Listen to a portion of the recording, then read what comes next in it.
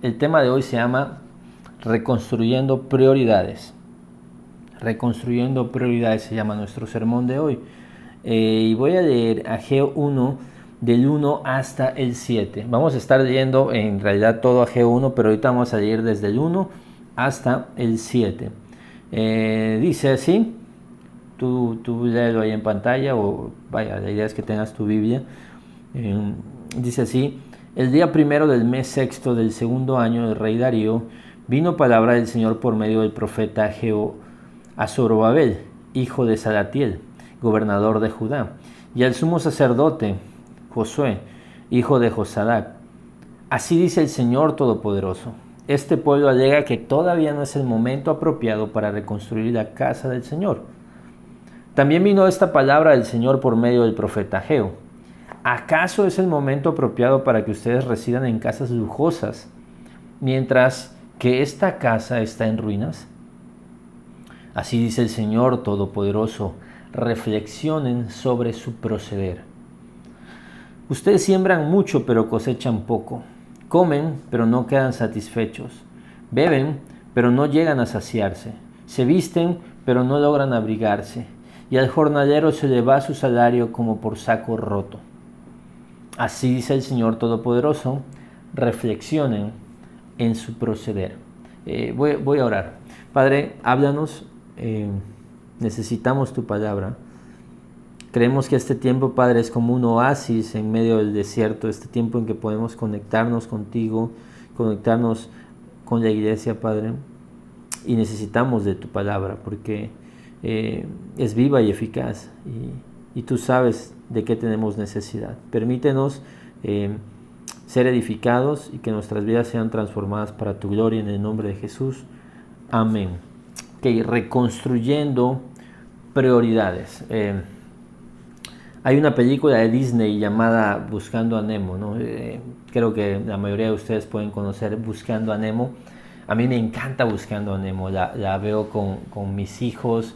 Hubo mucho tiempo, ya sabes, los niños por temporadas van cambiando de películas y luego regresan y así.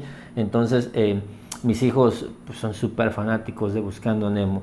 En especial mi hijo Adrián es, vaya, como 3 meses de su vida la veía diario, literal diario, y a veces hasta 2 veces. Y mi hija igual le encanta, ¿no? Entonces, en Buscando a Nemo, pues hay una historia alterna a la historia principal. Y perdón, te voy a contar algo de la película. Vaya, la idea es que ya la hayas visto, y si no, no te estoy arruinando nada.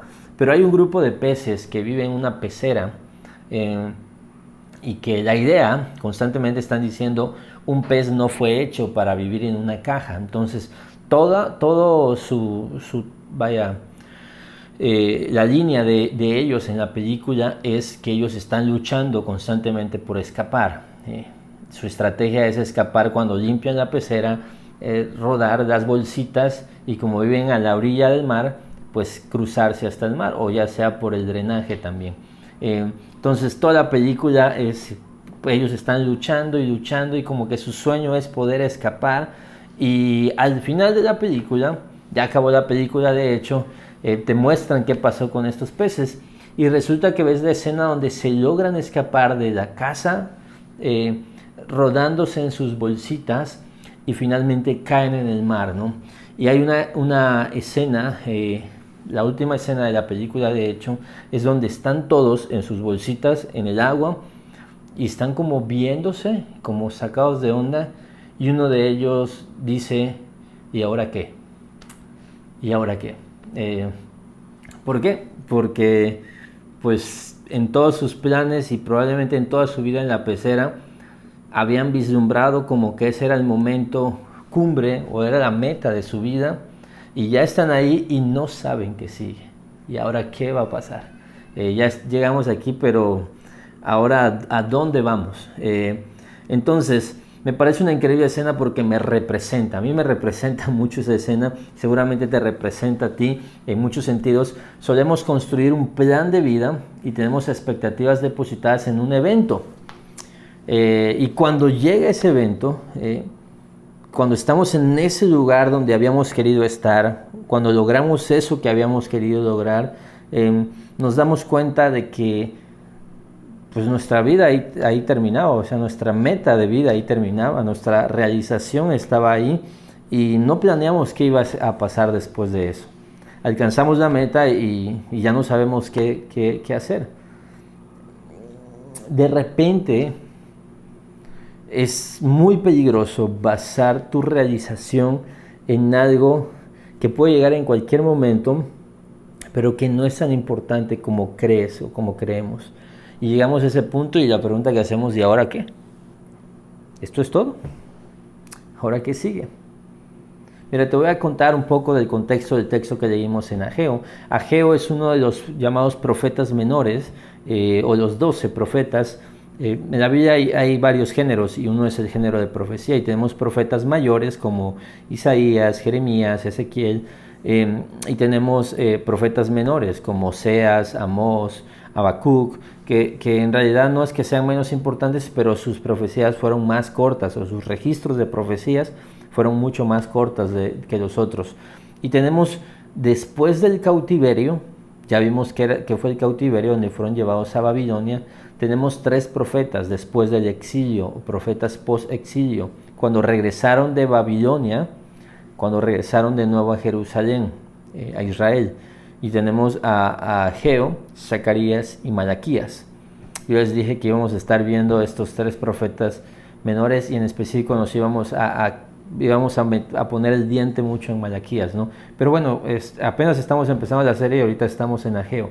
¿Qué pasó? Te voy a dar un poco de contexto histórico para que entiendas de qué estamos hablando, ¿no? Si se te va algún detalle, no te preocupes. Ahorita vas a ver a dónde quiero llegar. La destrucción del templo ocurre en el 586 a.C. aproximadamente. Marcó el fin de una era para los judíos, para la adoración, para la religión de los judíos. Entonces se fueron a Babilonia y en Babilonia no tenían templo, no podían ofrecer sacrificios. Lo único que podían hacer, bueno, podían hacer muchas cosas, ¿no? Pero una de las cosas que sí podían hacer era orar viendo hacia Jerusalén, y lo vemos, por ejemplo, Daniel lo hacía, ¿no? Pero después de la caída de Babilonia, mientras Israel o Jerusalén o los judíos están en Babilonia, hubo un cambio de poder. A Babilonia se le fue quitado el poder, los persas o medo-persas conquistan a Babilonia y entonces, por supuesto, como hay un cambio de rey o de gobierno, pues ahora los judíos eran esclavos, pero de los medos persas o de los persas. Y entonces vino un rey llamado Ciro el Grande, ese rey de Persia, y tenía otras políticas en cuanto a su manera de gobernar, ¿no? Y en sus políticas él permitió que regresaran, es decir, da un decreto o un edicto que ellos pueden regresar a su tierra, ya no tienen que estar ahí. Entonces va a haber un regreso a su tierra, el regreso después del cautiverio, y regresaron alrededor de 50,000 personas. 50,000 personas regresaron. Entonces fueron bajo el liderazgo de un hombre llamado Zorobabel. Iba ahí un sumo sacerdote que se llamaba Josué, iba Ageo, iba Zacarías, iba Esdras, el escriba Esdras, personajes importantes de la historia de Israel. Entonces, ¿qué pasó? Los sacrificios fueron instituidos nuevamente, reconstruyeron un altar momentáneamente porque el templo estaba destruido, pero bueno, reconstruyeron un altar y empezaron con los cimientos del templo. Pero con el tiempo, cuando regresan y quieren empezar a reconstruir el templo, al poco tiempo empezaron a tener dificultades, unos enemigos, gente acosando, un poco de apatía. Entonces, ¿qué pasó? Que dejaron de construir, ni siquiera la mitad, dejaron el templo en cimientos, no terminaron la construcción del templo. Entonces, 16 años después de que regresaron a su tierra, es decir, regresaron en el 538 y 16 años después, ¿qué pasa? Que viene Ageo a darles un llamado pues a retomar la reconstrucción. Entonces, en este segundo año de Darío, que es lo que leímos en Ageo, Dios levanta al profeta Ageo para animarlos a reconstruir el templo. Su tarea entonces de Ageo, el profeta que estamos viendo y que vamos a ver hoy, el próximo domingo también, es animar a los líderes y al pueblo a dejar su letargo y retomar las actividades. Entonces empiezan con esto, vamos a ver más conforme pase el tiempo. El contexto histórico en el que vemos la profecía de Ageo lo podemos entender en Esdras. Me encantaría que en tu casa, con tu familia o con tu tiempo con Dios, en específico esta semana puedes tomar Esdras, los primeros 5 capítulos, por ejemplo, y vas a entender mucho de lo que estoy hablando hoy, porque Esdras cuenta la historia de cómo llegaron y cómo empezaron a reconstruir, pero tuvieron problemas serios. Entonces, ¿por qué dejaron de construir? Entre otras cosas, la tierra estaba en ruinas, es decir, estaba muy mal. Entonces era un trabajo muy difícil, no tenían muchos recursos aparentemente. Vemos que también sufrían sequías, lo vemos en Ageo, lo vamos a ver. Tenían enemigos que se resistieron a la obra y también seguían muy clavados con el recuerdo de Babilonia. Entonces, vamos a recordar algo. Tienes que entender esto. El pueblo de Dios fue llevado a cautiverio. Eso ya lo vimos. Fue llevado a cautiverio. Era una disciplina que tenían que sufrir como pueblo de Dios. Y el consejo fue establecerse y buscar la paz de esa ciudad. ¿Recuerdas? Dios les dice, vayan, es mi voluntad, no se resistan a mi voluntad. Yo quiero que vayan a esa ciudad y que busquen la paz de esa ciudad, porque el bienestar de esa ciudad va a ser su bienestar. Entonces, después de 70 años, yo los voy a regresar, confíen en mi promesa. Dios les está diciendo, vayan. Entonces, al pueblo le costó mucho ir, hasta que finalmente, pues, no, algunos se dieron, pero la mayoría tuvo que ser llevado a la fuerza y algunos murieron. Entonces, finalmente, después de 70 años desde que se llevaron a los primeros jóvenes, aproximadamente 605 antes de Cristo, 70 años después ya pueden regresar, empiezan con el regreso. Dios da la oportunidad de salir de la esclavitud, del cautiverio. Y sabes algo, se los dije, solo regresaron 50,000 personas. 50,000 personas es muy poca gente.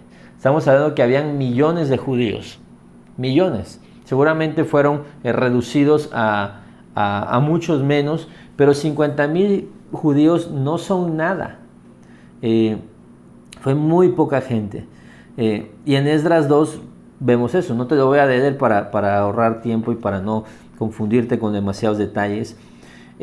Pero mira, es absurdo, pero es real. Ellos regresaron muy pocos. Ahora, te recuerdo, en Babilonia no podían ofrecer sacrificios. En Babilonia no podían ofrecer ofrendas en el templo. Sí podían tener una relación con Dios, porque Dios estaba en Babilonia también, pero ellos no podían, su religión estaba sesgada, vaya. Entonces, lamentablemente, ante la oportunidad de regresar, pues no les interesó mucho. Decidieron quedarse en Babilonia. Y esto me pone a pensar mucho en cómo somos nosotros. Dios nos da la oportunidad de salir de la esclavitud, de tener libertad. Constantemente nos da esta oportunidad de venir a libertad. Pero no, decidimos quedarnos en Babilonia. ¿Por qué? Porque esa normalidad, que es la esclavitud, se vuelve una normalidad en la que estoy sufriendo porque soy esclavo, pero en la que a fin de cuentas mi carne está cómoda. ¿Qué te quiero decir con esto? Que venir a una nueva normalidad, o véase, como vemos en el texto, regresar a Jerusalén implicaba empezar a reconstruir lo que era la vida que Dios quería para ti, lo que era la voluntad de Dios para ti, el lugar donde Dios quiere que eches raíces. Pero eso representaba trabajo, representaba renunciar a cosas. Y entonces ellos, la mayoría prefirió quedarse como esclavos. Y así somos nosotros, ¿sabes? Muchas personas viven en esta antigua normalidad de su vida porque no están incómodos con esa normalidad.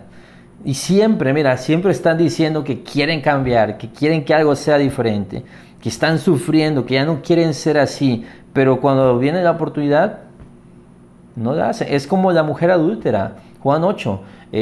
Viene a Jesús, ya sabes, el que esté libre de pecado que tire la primera piedra, nadie la condena. Jesús dijo, ni yo te condeno, vete y no peques más.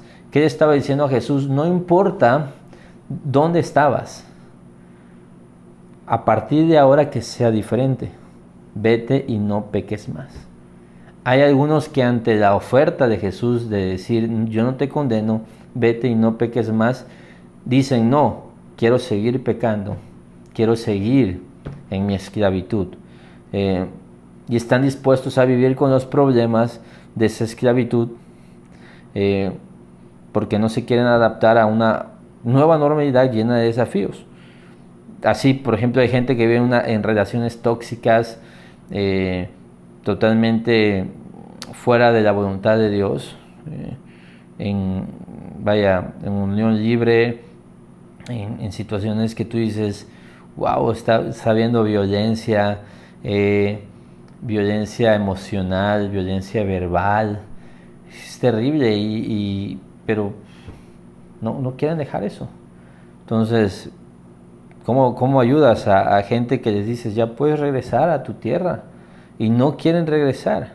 Bueno, pero aquí algunos regresaron. Y a estas alturas del texto que leímos, ya pasaron 16 años. Y ya se demostró si era de verdad lo que necesitaban regresar. Es decir, ellos decían, muchos necesitamos estar de vuelta para retomar la adoración, para retomar nuestra vida espiritual, necesitamos estar de vuelta. Y ya se demostró a estas alturas, 16 años después, que no era ese el problema.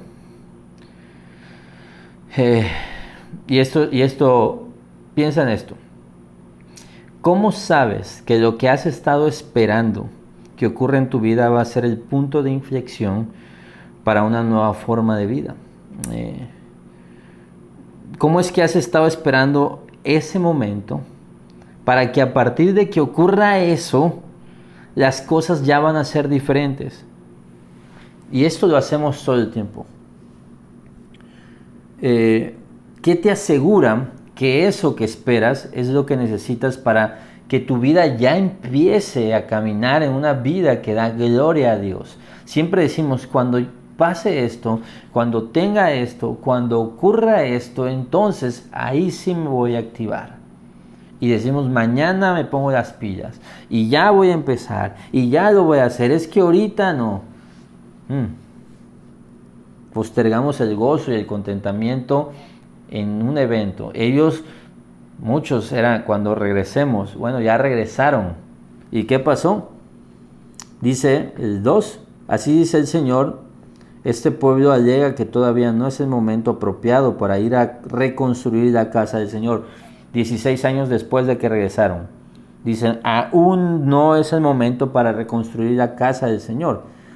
Y también dijo esto Dios en el 4, ¿acaso es el momento apropiado para que ustedes residan en casas lujosas mientras que esta casa está en ruinas? Así dice ahora el Señor Todopoderoso, reflexionen sobre su proceder. Piensen bien en lo que están haciendo. Reflexionen.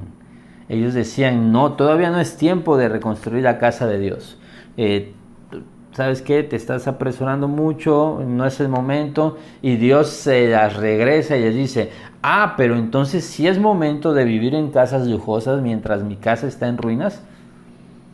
O sea, para tu casa sí chambeas y le metes ganas. Y dice la versión, la Reina Valera, que viven en casas artesonadas. Y esto era el mayor lujo que podía tener una casa, que era un tipo de carpintería artística, por decirlo de alguna manera. Entonces, pero mira, tu casa es una casa lujosa. Y mi casa está en ruinas, dice Dios. Son como nosotros. Les decía la semana pasada, Israel es una foto de cómo somos nosotros. Ahora no es el momento, dice, será después. Procrastinar. Va a ser después cuando te consagres a Dios, ¿no? Va a ser después cuando comiences a orar por las mañanas. Cuando entres a un devocional. Después te vas a unir a un grupo de conexión. Después te vas a meter a un discipulado. Sí, ya después voy a poder. Ya luego después vas a comenzar a servir. Ya voy a empezar a ofrendar. Mira, después cuando yo tenga esto, voy a comenzar a ofrendar. Voy a comenzar a orar para comer. Voy a empezar a memorizar la Biblia. Voy a empezar a enseñar a mis hijos el Evangelio, etcétera, etcétera. Cuando pase esto, ahora no es el momento. Después será. ¿Sabes qué? Siempre, vez tras vez, hay excusas. Siempre hay un motivo para no hacerlo ahora, sino hacerlo después. Y todo es mentira, ¿eh? Es mentira. Siempre es el momento de vivir para la gloria de Dios. Siempre es tiempo de dar la gloria a Dios. No después, no es mañana. Mira, no es cuando tengas un mejor trabajo. No es cuando ganes más. No es cuando tengas más tiempo. No es cuando tus hijos crezcan. No es cuando... Vaya. Siempre decimos, mira, si pasa esto, voy a poder hacer esto. Es que ahora no puedo porque ahora tengo trabajo. Pero la idea es que si yo estoy enfocado en ese trabajo, un día voy a poder tener libertad financiera y voy a poder, ahora sí, vivir para la gloria de Dios. ¿Cómo sabes que vas a vivir para mañana? ¿Cuál es el verdadero motivo por el cual estos judíos no estaban reconstruyendo el templo cuando Dios quería que lo reconstruyeran? El verdadero motivo es su egoísmo. Está expreso. Su materialismo, ¿sabes? Era estar centrados en su propia comodidad. Era un tema de prioridades. ¿Qué me importa más? ¿Qué amo más? No quiero la obra de Dios, no quiero los planes de Dios, no quiero la casa de Dios, no quiero lo que a Dios le interesa. Prefiero enfocarme en mis propios intereses. Prefiero estar cómodo yo y estar deleitándome yo, pero no estoy dispuesto a buscar el deleite de Dios. ¿Me interesa Dios? Pues sí, pero mira, no me interesa tanto, están diciendo con sus acciones, como para ponerlo en primer lugar. Tenían sus casas lujosas y el templo se veía bastante mal. Y mira, el tema no es aquí tener casas lujosas, ¿no? No es pecado. Si tú puedes hacerlo, qué bueno, qué bendición. El tema es que, ¿cuál es tu prioridad? De hecho, vamos a ver que hay gente que tiene a la que Dios bendice precisamente porque ellos ponen a Dios en primer lugar, en sus riquezas incluso. Entonces no eran las circunstancias, no era la circunstancia en la que vivo, sino es lo que más me importa. Y así es con nosotros, no es falta de tiempo, no es falta de dinero, no es falta de talento, no es falta de conocimiento, no es falta de oportunidades, es falta de interés. Ya estuvo bien, o sea, ya hay que decirlo. No estamos buscando vivir para la voluntad de Dios. Y Dios sabe, y mira, y tú dices, es que no me conoces, Adrián. Dios sí te conoce. Y Él sabe perfectamente lo que podemos hacer y lo que no podemos hacer. Él nunca te va a pedir nada que tú no puedas dar, que tú no tengas ya. Dice leía algo que escribió Ana Ávila, escritora, nos preocupa, dice, los humanos, así somos, dice, nos preocupa mucho lo que no podemos cambiar, pero nos da pereza trabajar en lo que sí podemos cambiar. Siempre estamos pensando en lo que no tengo para Dios, pero nos olvidamos de lo que sí tengo para Él. No, es que no conoces mi vida, ya te dije, Dios sí la conoce. Y sabes, no es que te falta, lo que te falta es interés. Lo que tienes que ver son tus prioridades. Porque tienes que renunciar siempre a algo tuyo, a tu comodidad. Y el gozo prometido es real. Hay un gozo real que es una promesa. Y va a llegar. Pero mira, ahora mismo en el presente te va a quitar. Tienes que morir a ti mismo. Y siempre hemos dicho, la actividad viene después de la identidad, de lo interior. Entonces el problema era en sus corazones. Y eso se reflejaba en la forma de vida que llevaban. Mira lo que les dice, ustedes siembran mucho, pero cosechan poco. Comen, pero no quedan satisfechos. Beben, pero no llegan a saciarse. Se visten, pero no logran abrigarse. Y al jornalero se le va su salario como por saco roto. Así dice el Señor Todopoderoso, reflexionen sobre su proceder. Reflexionen sobre su proceder. Wow. Siembran mucho, cosechan poco. Comen, pero no quedan satisfechos. Beben, pero no llegan a saciarse. Se visten, pero no logran abrigarse. Al jornalero se le va su salario como por saco roto. Reflexionen sobre su proceder. Mira, nada les puede satisfacer porque las cosas que están buscando no son las correctas. Su problema no es lo que tienen o no tienen, sino que Dios no es parte de sus prioridades. Mira, cada logro que obtienes o cada cosa que obtienes sin Dios o cada cosa que disfrutas sin Dios te da un aparente gozo momentáneo, una satisfacción momentánea, pero tarde o temprano vas a buscar algo más. No puedes estar saciado. Es lo que dice este texto. No pueden estar saciados. Nada les puede satisfacer. No están buscando las cosas correctas. Su problema no es si tienen poco o mucho. Su problema es que Dios no es parte de sus prioridades. No es su prioridad, mejor dicho. Entonces, cada logro o cosa que obtienen o que pueden disfrutar sin Dios puede ofrecer una satisfacción momentánea, pero tarde o temprano van a necesitar más. Hemos visto mucho esto. No pueden estar saciados. Y aquí hablaba en un sentido literal, Está hablando de una ansiedad que vivían, porque vivían en pobreza, pero también vivían en una insatisfacción constante de vida. Entonces, si tus prioridades están mal ordenadas, no va a haber nada que pueda saciarte. Disculpen, iglesia, les voy a confesar algo. Estábamos preparando todo esto, grabamos la adoración y de repente estaba ahí con mi esposa, me estaba enseñando algo con llanura y se me trabó el cuello, como si fuera una contractura muscular de esas que, híjole, si te ha dado, tú sabes lo doloroso que es.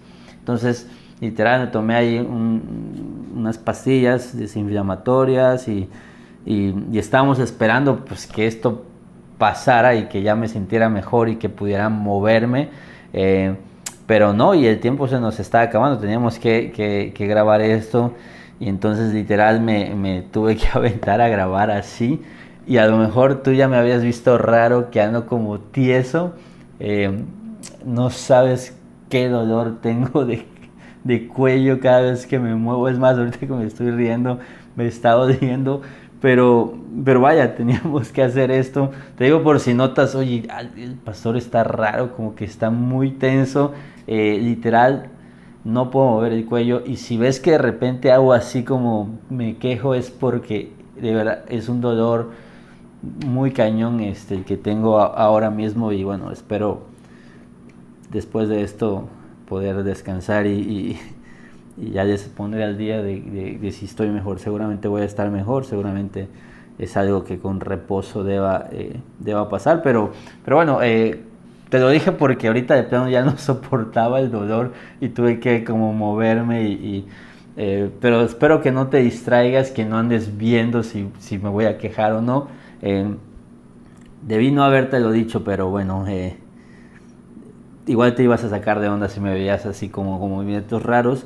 Bueno, ellos, los judíos, siempre querían estar en una zona de confort. Tenían un problema serio con el confort y no hallaban contentamiento sin estar ahí. No querían ir a Babilonia primero. Luego querían regresar. Ya estaban en Babilonia, bueno, quiero regresar a Israel. Luego que ya puedes regresar, ya no quieres regresar. Luego que ya regresaron, no quieren reconstruir. Y esto es un problema del ser humano. Y si estás con eso, créeme, te va a acarrear problemas serios. Siempre quiero algo que no tengo ahora mismo. Y es terrible porque eso produce una vida miserable. Siempre quiero algo que no tengo ahora mismo y no disfruto lo que ya tengo y me pongo a trabajar con los recursos que ya tengo. Siempre estoy esperando que algo pase para que entonces ya, mira, si pasa esto, ya voy a poder vivir para Dios.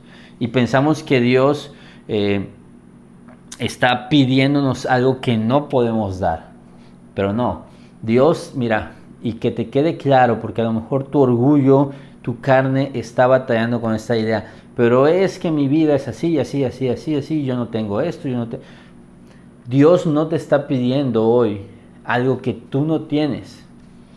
Te está pidiendo, y esta es la mayordomía, te está pidiendo que administres lo que ya tienes. Algunos tienen más y algunos tienen menos. Y no estoy hablando precisamente o específicamente de recursos financieros. Estoy hablando de a lo mejor tu tiempo, tu talento.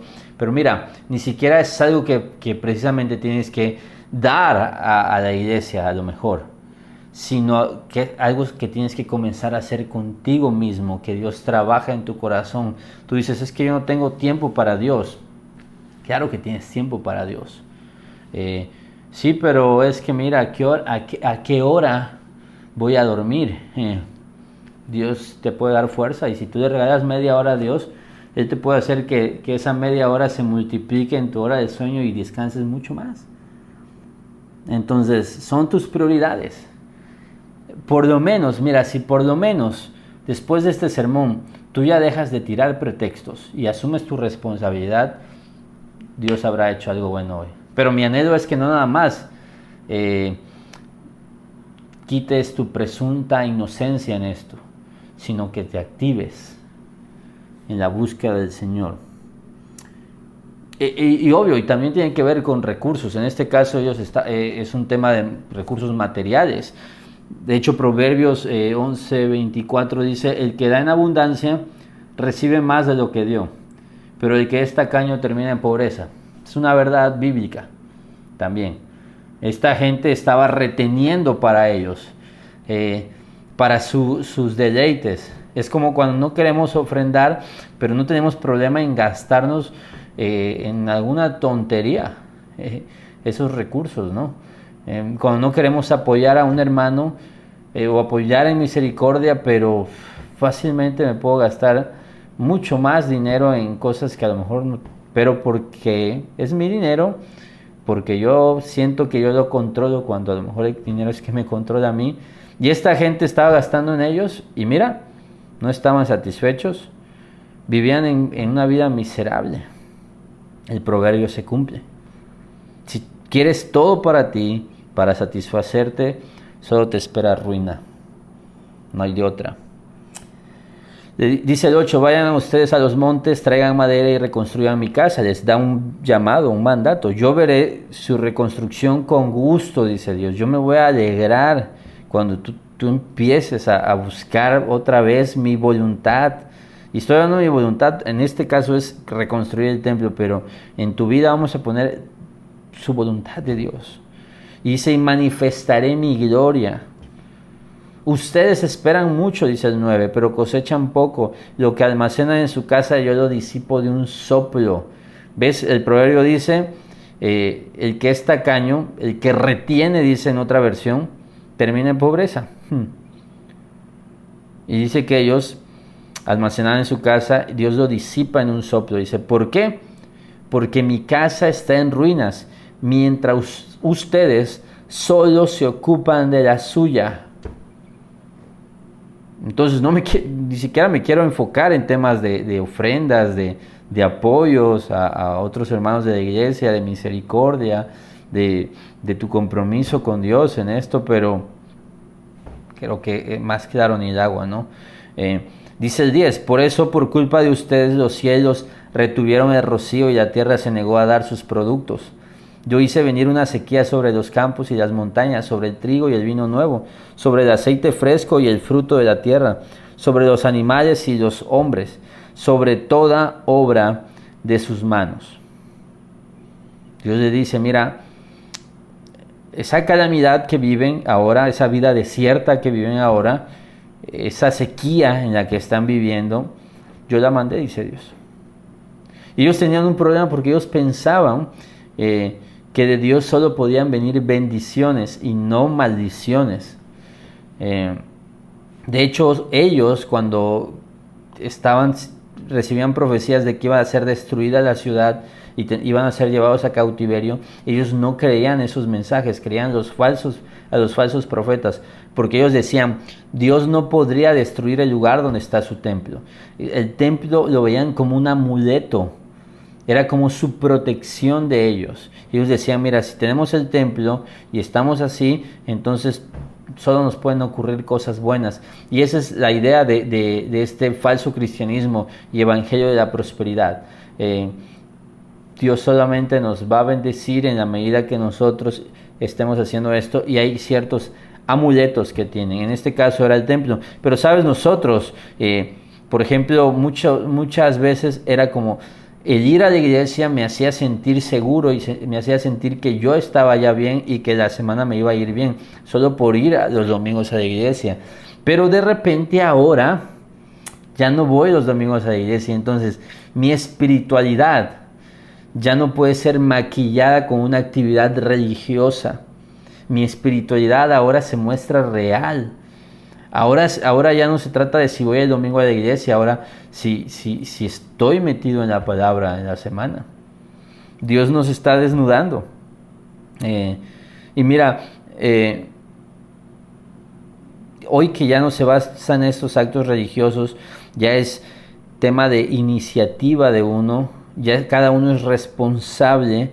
Ya no nos podemos escudar en una solemnidad de un acto religioso de los domingos donde solo me tenía que arreglar, ir a un lugar, estar ahí y luego regresar a mi casa, y a lo mejor no pasaba mucho, pero ahora ya se está mostrando en los hogares.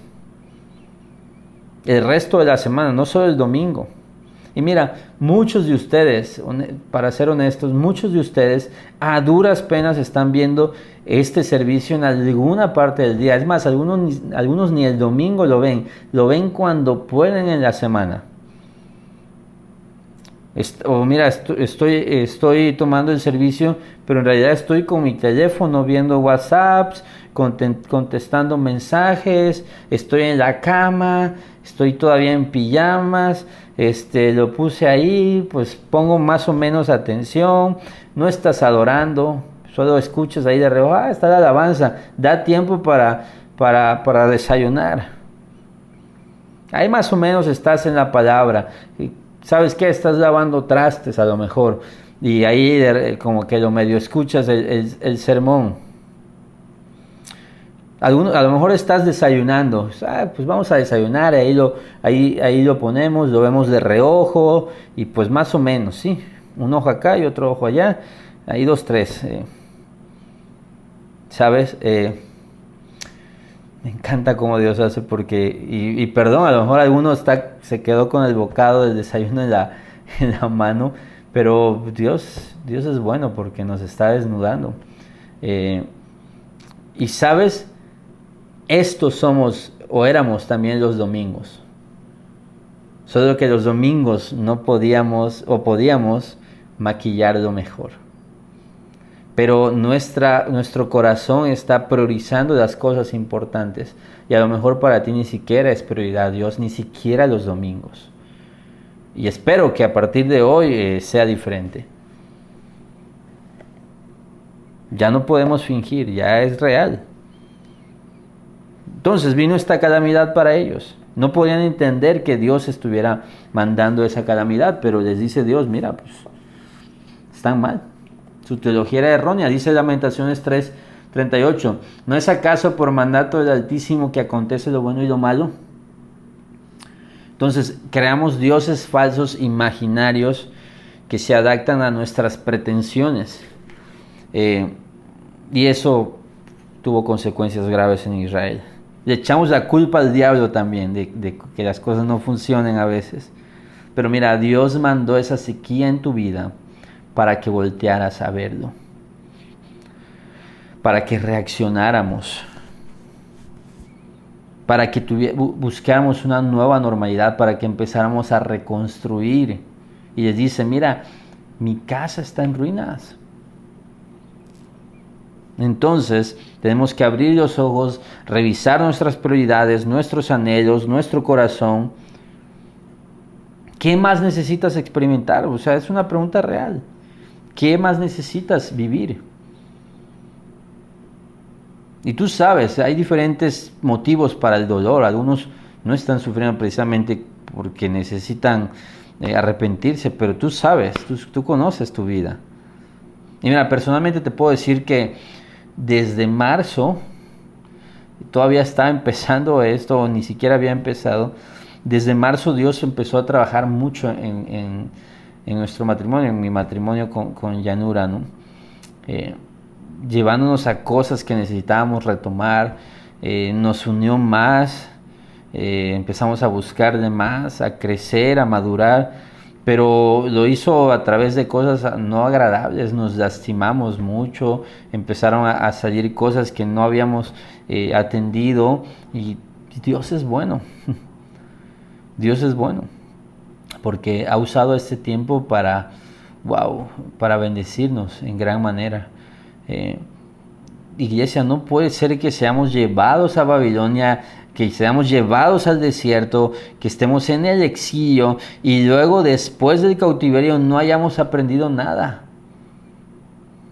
Es mi anhelo que esa nueva normalidad venga con matrimonios más fuertes, con vidas devocionales más activas, con una fe más desarrollada, con hábitos y disciplinas espirituales nuevos, más arraigados quizás. Y no estoy diciendo que necesitas hacer 1,000,000 de cosas, y que necesitas aprender un nuevo oficio. Vaya, si puedes, qué increíble. Pero no todos pueden. Es más, si solo puedes tener algo nuevo en tu vida después de esto, que sea algo espiritual. Te voy a decir algo, y te lo digo porque lo celebro en su vida, y espero que sea de ánimo para ti, que no te bajones, sino que sea de ánimo, como un impulso. Por ejemplo, mi esposa en ese tiempo aprendió a bordar, aprendió a repostería. Ella no hacía postres, solo me había hecho uno hace mucho tiempo, y una vez hizo una cosa como un cheesecake de fresa que no sabemos, realmente nunca supimos qué era realmente el producto final. Pero ahora aprendió repostería y wow, increíble, de verdad increíble los pasteles. Es más, tuvimos un conflicto en casa porque yo había guardado un pedazo de uno de los pasteles que hizo y se lo dio a Adriancito, y no sabes, de verdad estaba tan emocionado con ese pastel que me enojé mucho cuando se lo dio al niño.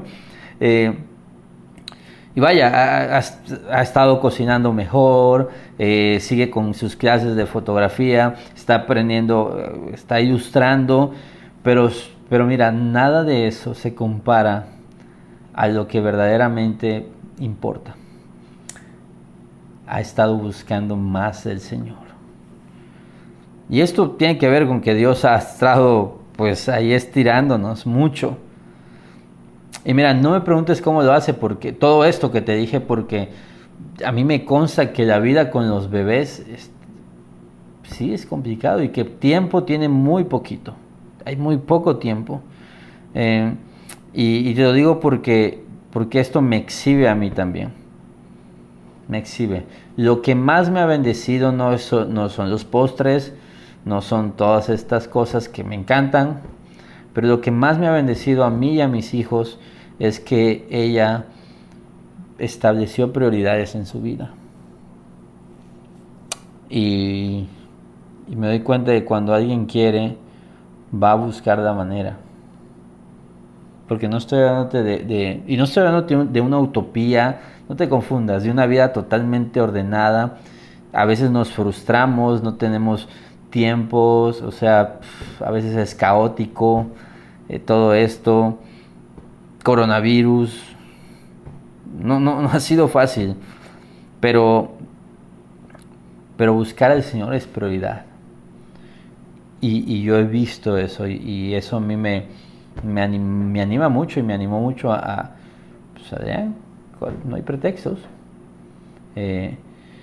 Y de verdad no hay pretextos. No hay pretextos. En medio del caos, en medio del desorden incluso natural de la vida, si tú tienes prioridades, aún las caídas, aún cuando nos hemos lastimado, aún las dificultades, las prioridades sostienen una vida que va a crecer. Es un hecho. Y son las prioridades, no la fuerza de voluntad, ni siquiera la disciplina. Una prioridad antecede a una disciplina. Porque a lo mejor tú dices, es que yo no soy disciplinado, pero mira, aquello que amas, vas a esforzarte por llevarlo. Es importante entonces. Tenemos que enfocarnos en esto. Dice Zorobabel el 12, hijo de Salatiel, el sumo sacerdote Josué, hijo de Josadac, y todo el resto del pueblo obedecieron al Señor su Dios. Acataron las palabras del profeta Ageo, a quien el Señor su Dios había enviado, y el pueblo sintió temor en la presencia del Señor. Entonces Ageo, su mensajero, comunicó al pueblo el mensaje del Señor. Yo estoy con ustedes, yo el Señor lo afirmo. Y el Señor inquietó de tal manera a Zorobabel, hijo de Salatiel, gobernador de Judá, y al sumo sacerdote Josué, hijo de Josadac, y a todo el resto del pueblo, que vinieron y empezaron a trabajar en la casa de su Dios, el Señor Todopoderoso. Era el día 24 del mes sexto del segundo año del rey Darío. Al saber que Dios estaba en control aún de sus sequías y de sus dificultades, ¿qué pasó con ese pueblo? Tuvieron temor. ¿Por qué? Porque entendieron que Dios quería bendecirlos. Pero eran ellos que habían construido una vida donde no necesitaban a Dios. Y mira, es simple, esto es simple, iglesia. Cuando Dios es tu prioridad, lo incluyes en tu vida. Y Él se encarga de las cosas que tú necesitas para vivir una vida agradable a Él. Pero si tú lo excluyes de tu vida, entonces no te extrañes que Dios no esté presente para las cosas que lo necesitas y para bendecirte. No te extrañes cuando no lo veas, pues si tú lo sacaste de tu vida. ¿Qué prometió Dios? Si ellos porque ellos dicen que tenían temor. ¿Qué prometió Dios si ellos decidían cambiar el rumbo? Les dijo, yo estoy con ustedes. En el 13, yo estoy con ustedes.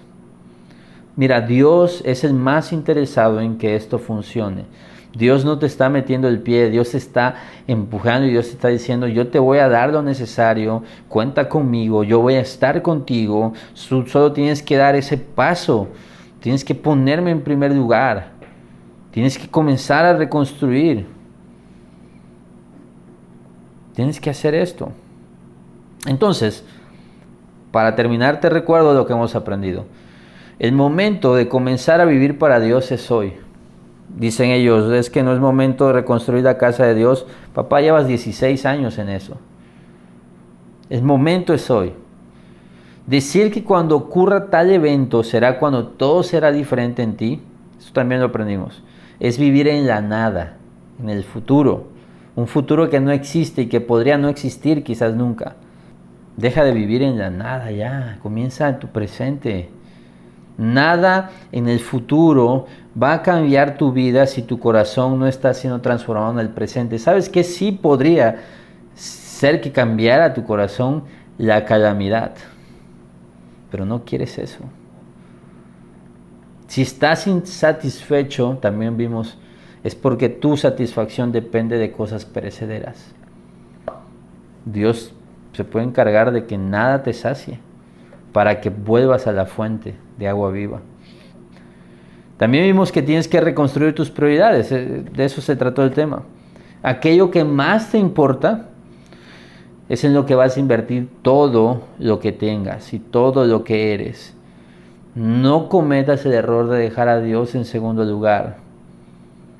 ¿Sabes algo? Dios odia a los ídolos. Dios odia a los ídolos, los destruía. Entonces, aquello que tú pones por encima de Dios, sea lo que sea, es un ídolo.